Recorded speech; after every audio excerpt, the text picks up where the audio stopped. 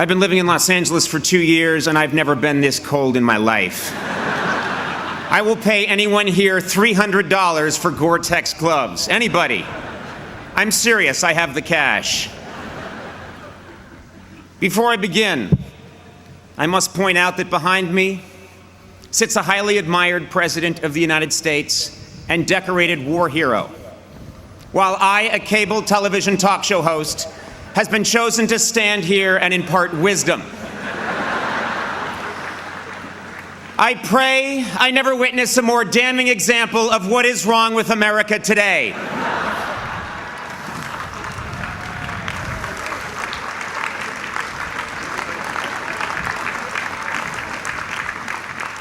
Graduates, faculty, parents, relatives, undergraduates, and old people that just come to these things. Good morning and congratulations to the Dartmouth class of 2011.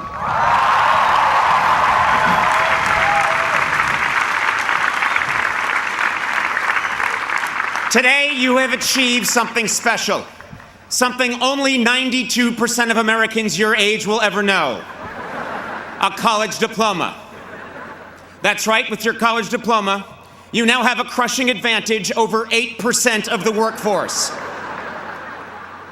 I'm talking about dropout losers like Bill Gates, Steve Jobs, and Mark Zuckerberg. Incidentally, speaking of Mr. Zuckerberg, only at Harvard would someone have to invent a massive social network just to talk with someone in the next room. My first job as your commencement speaker is to illustrate that life is not fair. For example, you have worked tirelessly for 4 years to earn the diploma you'll be receiving this weekend. That was great. And Dartmouth is giving me the same degree for interviewing the fourth lead in Twilight. Deal with it. Another example that life is not fair: if it does rain, the powerful rich people on stage get the tent.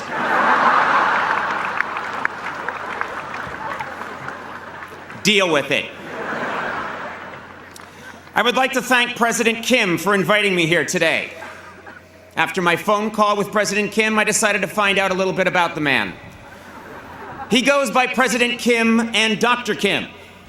To his friends, he's Jim Kim, J to the K, Special K, J.K. Rowling, the Just Kidding Kimster, and most puzzling, Stinky Pete.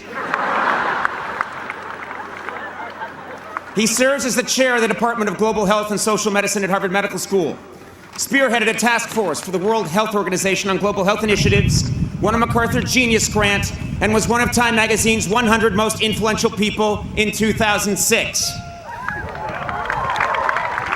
Good God, man, what the hell are you compensating for? Seriously. We get it, you're smart. By the way, Dr. Kim, you were brought to Dartmouth to lead. And as a world-class anthropologist, you were also hired to figure out why each of these graduating students ran around a bonfire 111 times.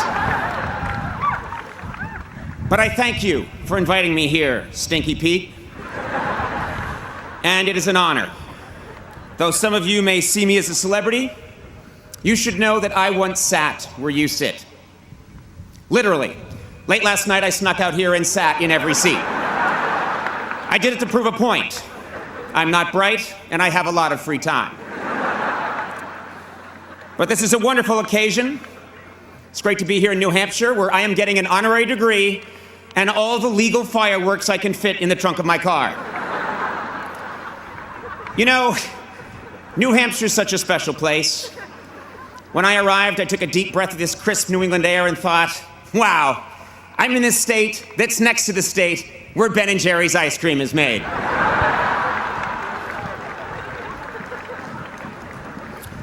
But don't get me wrong, I take my task today very seriously. When I got the call 2 months ago to be your speaker, I decided to prepare with the same intensity many of you have devoted to an important term paper. So late last night, I began.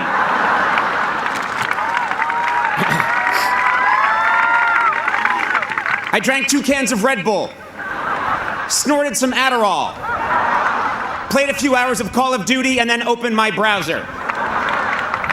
I think Wikipedia put it best when they said Dartmouth College is a private Ivy League university in Hanover, New Hampshire, United States. Thank you and good luck. To communicate with you students today, I have gone to great lengths to become well-versed in your unique linguistic patterns. In fact, just this morning, I left Baker Berry with my Trippy Barry to eat a Billy Bob at the Bima when my Flitz de Francesca was blitzjacked by some D-bag on his FSP.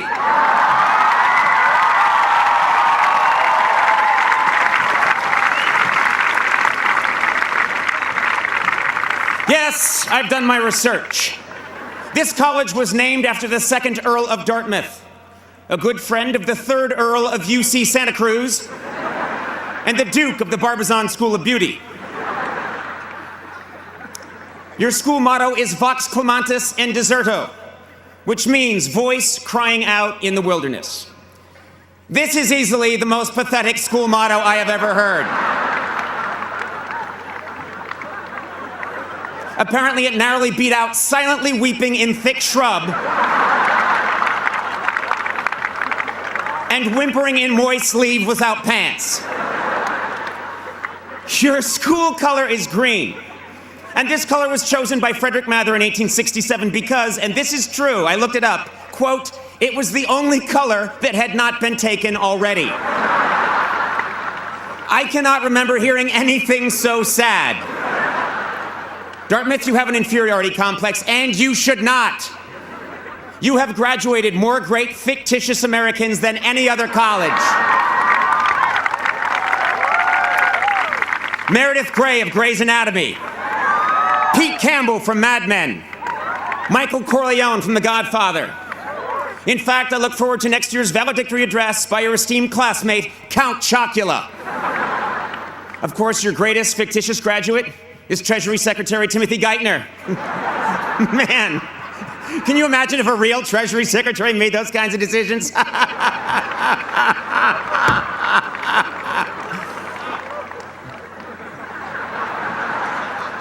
Now I know what you're gonna say, Dartmouth. You're gonna say, well, we've got Dr. Seuss. Well, guess what? We're all tired of hearing about Dr. Seuss. Face it, the man rhymed fafloozle with snoozle. In the literary community, that's called cheating. Your insecurity is so great, Dartmouth, that you don't even think you deserve a real podium. I'm sorry, what the hell is this thing? It looks like you stole it from the set of Survivor, Nova Scotia. Seriously, it looks like something a bear would use at an AA meeting.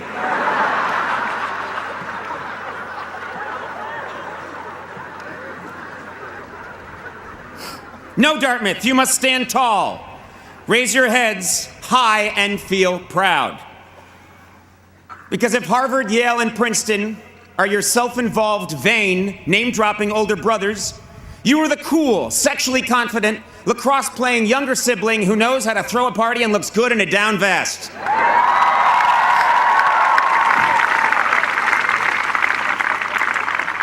Brown, of course, is your lesbian sister who never leaves her room. And Penn, Columbia, and Cornell, well, frankly, who gives a shit?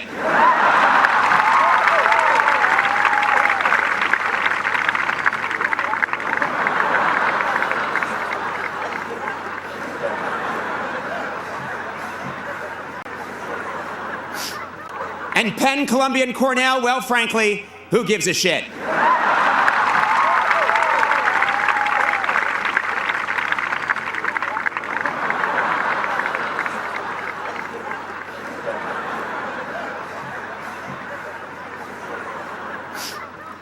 Yes, I've always had a special bond with this school. In fact, this is my 2nd time coming here. When I was 17 years old and touring colleges way back in the fall of 1980, I came to Dartmouth. Dartmouth was a very different place back then. I made the trip up from Boston on a mule. After asking the blacksmith in West Leb for directions, I came to this beautiful campus. No dormitories had been built yet, so I stayed with a family of fur traders in White River Junction. It snowed heavily during my visit, and I was trapped here for 4 months. I was forced to eat the mule, who a week earlier had been forced to eat the fur traders. Still, I love Dartmouth, and I vowed to return. But fate dealt a heavy blow. With no money, I was forced to enroll in a small local commuter school, a pulsating sore on a muddy elbow of the Charles River. I was a miserable wretch, and to this day I cannot help but wonder, what if I had gone to Dartmouth?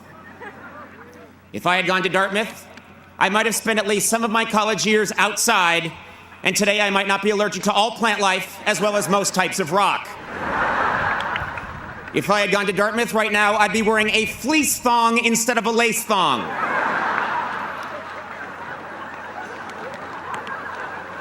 If I had gone to Dartmouth, I still wouldn't know the second verse to Dear Old Dartmouth.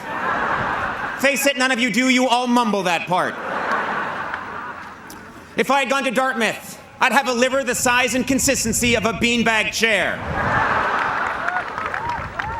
Finally, if I had gone to Dartmouth today, I'd be getting an honorary degree at Harvard. Imagine how awesome that would be.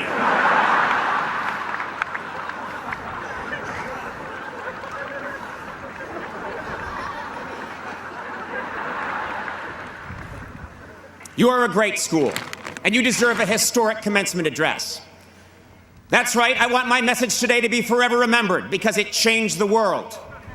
To do this, I must suggest groundbreaking policy. Winston Churchill gave his famous Iron Curtain speech at Westminster College in 1946. JFK outlined his nuclear disarmament policy at American University in 1963. Today, I would like to set forth my own policy here at Dartmouth. I call it the Conan Doctrine. Under the Conan Doctrine, all bachelor degrees will be upgraded to master's degrees. All master's degrees will be upgraded to PhDs. And all MBA students will be immediately transferred to a white-collar prison.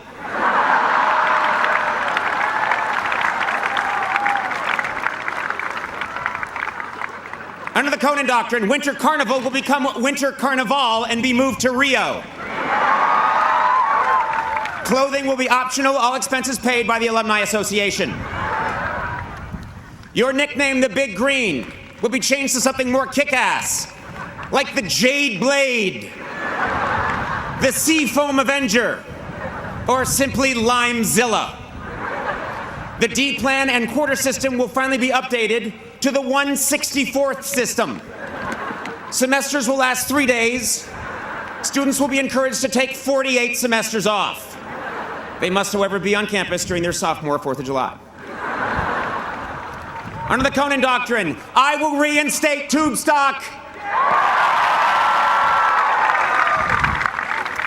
And I will punish those who tried to replace it with field stock. Rafting and beer are a much better combination than a field and a beer. I happen to know that in 2 years they were going to downgrade field stock to desk stock. 7 hours of fun sitting quietly at your desk. Don't let those bastards do it. And finally, under the Conan Doctrine, all commencement speakers who shamelessly pander with cheap inside references designed to get childish applause will be forced to apologize to the greatest graduating class in the history of the world, Dartmouth class of 2011 rolls!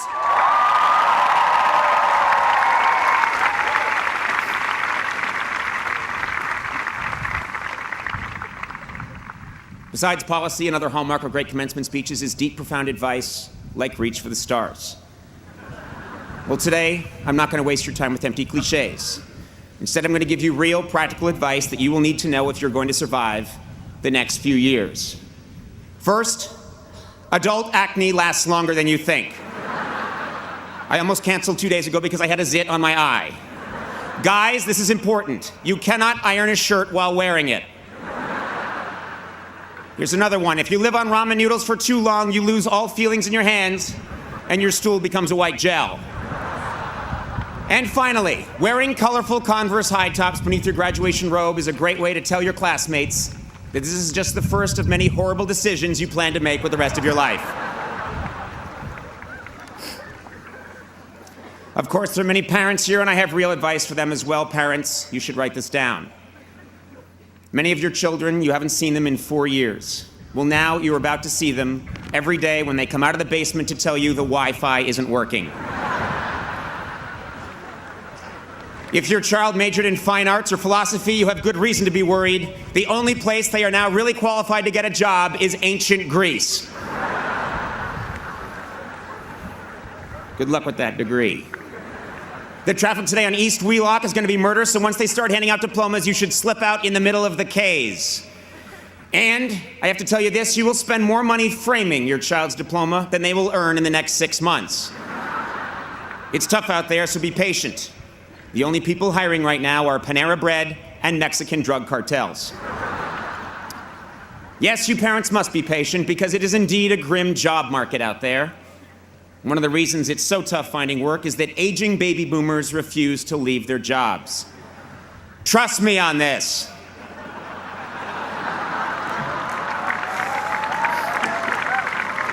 Even when they promise you for 5 years they are going to leave and say it on television, I mean, you can go on YouTube right now and watch the guy do it.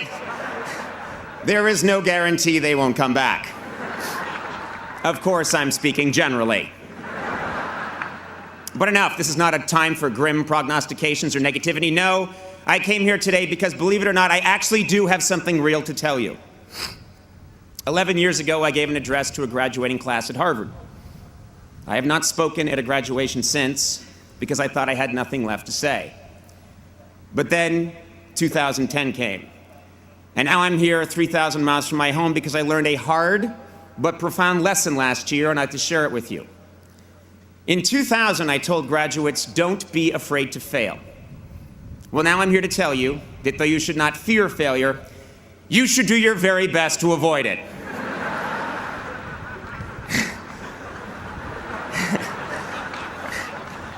Nietzsche famously said, whatever doesn't kill you makes you stronger. What he failed to stress is that it almost kills you. Disappointment stings, and for driven, successful people like yourselves, it is disorienting. What Nietzsche should have said is, whatever doesn't kill you makes you watch a lot of Cartoon Network and drink mid-price Chardonnay at 11 in the morning. Now, by definition, commencement speakers at an Ivy League college are considered successful. But a little over a year ago, I experienced a profound and very public disappointment. I did not get what I wanted, and I left a system that had nurtured and helped define me for the better part of 17 years. I went from being in the center of the grid to not only off the grid, but underneath the coffee table that the grid sits on, lost in the shag carpeting that is underneath the coffee table supporting the grid. It was the making of a career disaster and a terrible analogy. But then something spectacular happened. Fog-bound, with no compass and adrift, I started trying things. I grew a strange cinnamon beard. I dove into the world of social media. I started tweeting my comedy. I threw together a national tour. I played the guitar. I did stand-up, wore a skin-tight blue leather suit, recorded an album, made a documentary, and frightened my friends and family. Ultimately, I abandoned all preconceived perceptions of my career path and stature and took a job on basic cable, with a network most famous for showing reruns, along with sitcoms created by a tall black man who dresses like an old black woman. I did a lot of silly, unconventional, spontaneous, and seemingly irrational things. And guess what? With the exception of the blue leather suit, it was the most satisfying and fascinating year of my professional life.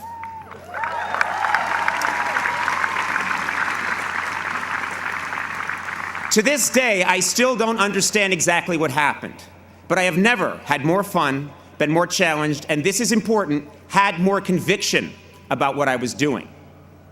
How could this be true? Well, it's simple. There are few things more liberating in this life than having your worst fear realized. I went to college with many people who prided themselves on knowing exactly who they were and exactly where they were going. At Harvard, 5 different guys in my class told me they would one day be president of the United States. 4 of them were later killed in motel shootouts. The other ones briefly hosted Blue's Clues before dying senselessly in yet another motel shootout. Your path at 22 will not necessarily be your path at 32 or 42. One's dream is constantly evolving, rising and falling, changing course. This happens in every job, but because I have worked in comedy for 25 years, I can probably speak best about my own profession. Way back in the 1940s, there was a very, very funny man named Jack Benny. He was a giant star, easily one of the greatest comedians of his generation. And a much younger man named Johnny Carson wanted very much to be Jack Benny. In some ways he was, but in many ways he wasn't. He emulated Jack Benny, but his own quirks and mannerisms, along with the changing medium, pulled him in a different direction. And yet, his failure to completely become his hero made him the funniest person of his generation. David Letterman wanted to be Johnny Carson, and was not. And as a result, my generation of comedians wanted to be David Letterman. And none of us are. My peers and I have all missed that mark in 1,000 different ways. But the point is this: it is our failure to become our perceived ideal that ultimately defines us and makes us unique. It's not easy, but if you accept your misfortune and handle it right, your perceived failure can become a catalyst for profound reinvention. So, at the age of 47,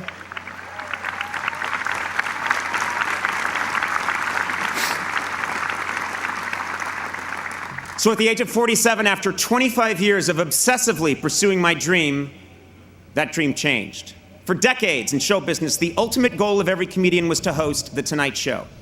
It was the holy grail. And like many people, I thought that achieving that goal would define me as successful. But that is not true.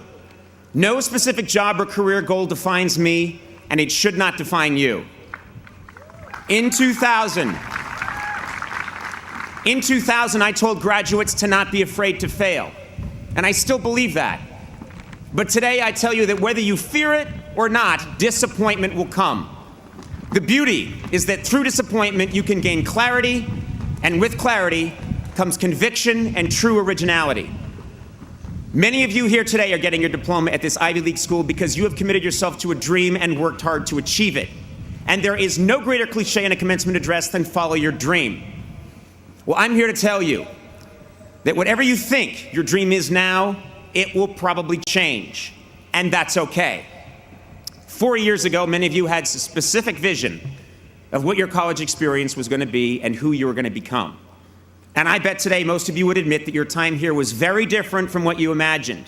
Your roommates changed, your major changed. For some of you, your sexual orientation changed. I bet some of you have changed your sexual orientation since I began this speech. I know I have. But through the good, and especially the bad, the person you are now is someone you could never have conjured in the fall of 2007. I've told you many things today, most of it foolish, but some of it true. I'd like to end my address by breaking a taboo and quoting myself from 17 months ago.